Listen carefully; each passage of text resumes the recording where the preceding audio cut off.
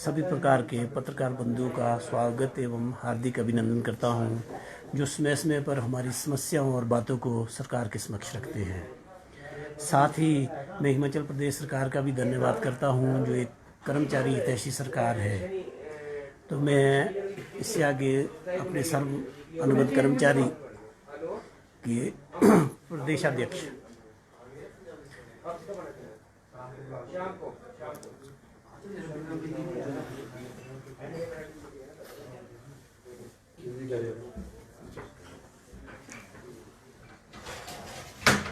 दोबारा से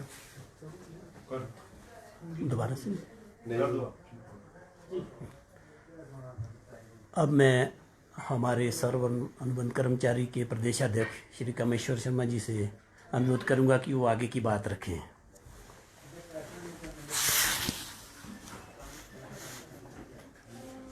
सबसे पहले आप सभी पत्रकार बंधुओं का हार्दिक स्वागत और हार्दिक अभिनंदन करते हैं। बहुत बहुत धन्यवाद।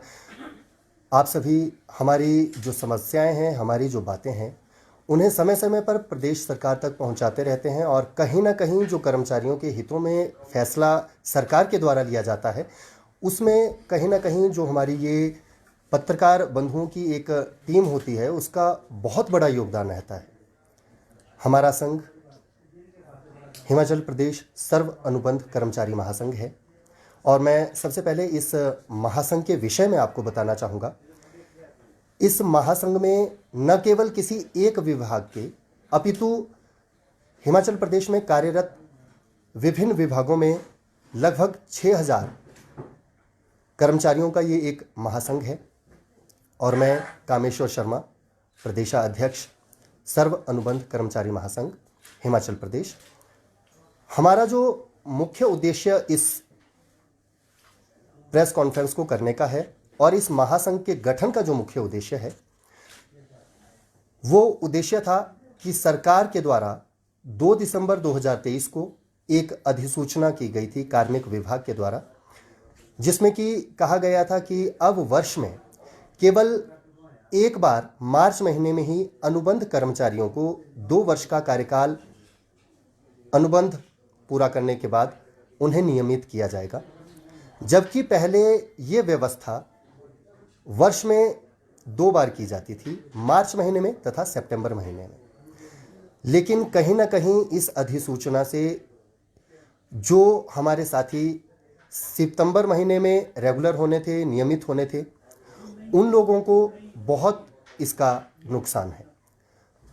मान लीजिए जिन साथियों की नियुक्ति लगभग अप्रैल या मई महीने में हुई थी, वे अपना 2 साल का कार्यकाल पूरा करने के बाद नियमित होने थे सितंबर माह में, लेकिन अब इस अधिसूचना की वजह से वो लोग नियमित होंगे आगे जाकर मार्च महीने में।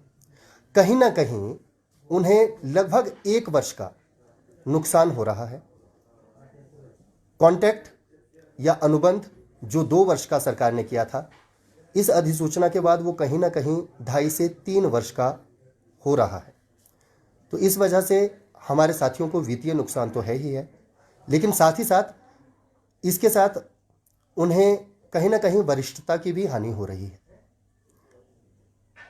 2 वर्ष का जो अनुबंध काल होता है, इसमें बेसिक का 60% दिया जाता है सैलरी जो मिलती है, और जब कोई अनुबंध कर्मचारी अपने परिवार सहित कहीं बाहर जॉब करता है तो इतना कम वेतन में मुश्किल से गुजारा हो पाता है। हर अनुबंध कर्मचारी इस आस में रहता है कि हम 2 वर्ष का कार्यकाल पूरा करने के बाद शीघ्र ही रेगुलर होंगे और उसके बाद हमारी सैलरी बढ़ेगी और हमारा खर्चा अच्छे से चल पाएगा। तो ये जो हमारी समस्या थी, इसको लेकर हम प्रदेश सरकार से मिले, विभिन्न मंत्रियों से, विधायकों से और माननीय मुख्यमंत्री जी से भी कई बार मिल चुके हैं। उनका आश्वासन यही था कि शीघ्र अतिशीघ्र आपकी जो ये समस्या है, इसका समाधान किया जाएगा, बीच का रास्ता निकाला जाएगा।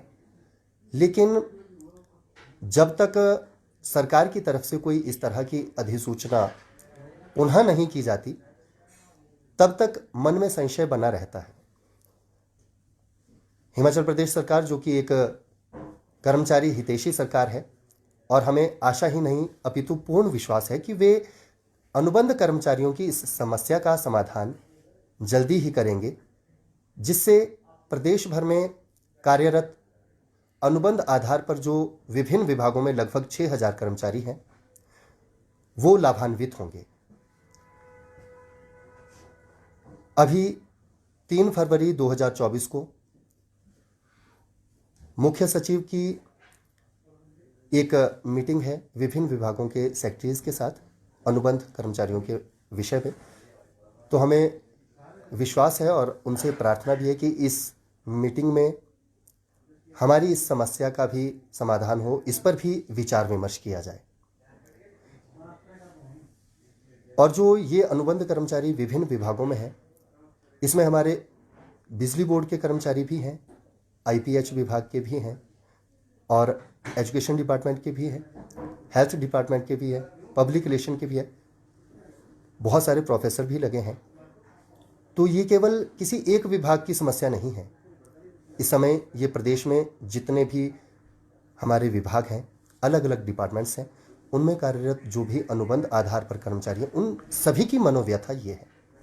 तो हमारा प्रदेश सरकार से केवल एक आग्रह है, करबद्ध प्रार्थना है कि शीघ्र अतिशीघ्र वे इस समस्या का समाधान करें, ताकि हमारे प्रदेश में जितने भी अनुबंध कर्मचारी हैं वो इस समस्या से बाहर आ सकें और नियमितीकरण का उन्हें लाभ प्राप्त हो सके।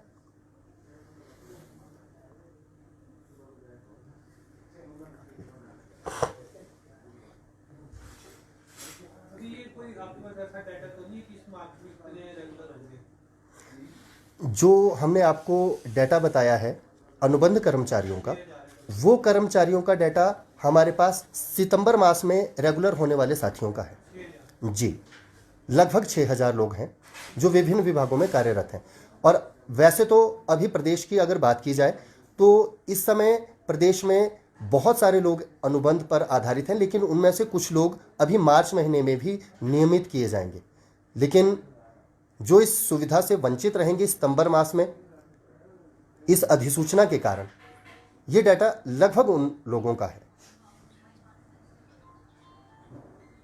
अगर सरकार आपकी मांग नहीं मानती तो आपको नेक्स्ट स्टेप क्या रहेगा? इसके लिए कार्यकारिणी की एक मीटिंग करके इस पर नीति तैयार की जाएगी। शांतिपूर्ण तरीके से पुनः हम अपनी मांग को रखेंगे और हमें आशा ही नहीं अपितु पूर्ण विश्वास है कि सरकार, जो ये हिमाचल प्रदेश की वर्तमान सरकार है, ये कर्मचारी हितैषी सरकार है, कहीं ना कहीं ये हमारी मांग को अवश्य मानेंगे। और यदि सरकार की तरफ से शीघ्र अतिशीघ्र कोई निर्णय नहीं लिया जाता तो हम पुनः सरकार के साथ एक बार मिलेंगे और उनसे आग्रह करेंगे कि हमारी जो ये अनुबंध की समस्या है, 2 वर्ष में जब अनुबंध काल पूरा हो जाता है उसके बाद हम सितंबर मास में रेगुलर होने चाहिए थे, तो उसे आप पुरानी व्यवस्था को पुनः आप एक बार लागू कर दीजिए। या फिर जो ये नोटिफिकेशन थी 2 दिसंबर 2023 को हुई थी, इससे पहले जो लोग ज्वाइन कर चुके हैं एटलीस्ट उन पर इस अधिसूचना का प्रभाव ना पड़े, जिन्होंने ज्वाइन कर लिया है। क्योंकि जब भी कोई नियम बनता है वो आगे भविष्य में होने वाली भर्तियों के लिए बनता है। तो हमारे ये आग्रह रहेगा कि जो आपका एग्रीमेंट साइन होता है ना कॉन्ट्रैक्ट जी, तो उसमें 2 वर्ष लिखा होता है जी, उसमें लागू किया, इसमें इस तरह का तो नहीं, लीगल बाउंडिंग तो नहीं होती? 2 वर्ष का होता है सर, इसमें 2 वर्ष का लिखा जाता है। और इसमें जो व्यवस्था थी वो व्यवस्था ये थी कि वर्ष में 2 बार नियमित किया जाता था, मार्च और सितंबर महीने में। अब इसमें यदि कोई बंधु मान लीजिए जुलाई या अगस्त महीने में ज्वाइन करता है तो वो सितंबर मास में रेगुलर होता था, भले ही उसको 2 साल अनुबंध के जुलाई महीने में पूरे हो चुके हैं। लेकिन इस अधिसूचना के कारण वो व्यक्ति सीधा अब मार्च के लिए जाएगा। और खासकर जो लोग अप्रैल और मई में जिन्होंने ज्वाइन किया है, क्योंकि हमारी जो भर्ती होती है ये बैच वाइज आधार पर भी होती है और अनुबंध आधार पर भी होती है। अच्छा, बैच वाइज में क्या होता है कि लोग एक अधिक एज में, अधिक आयु में ज्वाइन करते हैं तो उनके पास जॉब का बहुत ज़्यादा समय शेष नहीं रहता। तो कहीं ना कहीं उनके लिए ये 6 महीने का समय या 1 साल का समय बहुत मायने रखता है।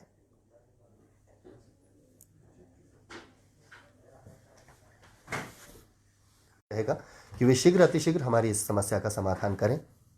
धन्यवाद।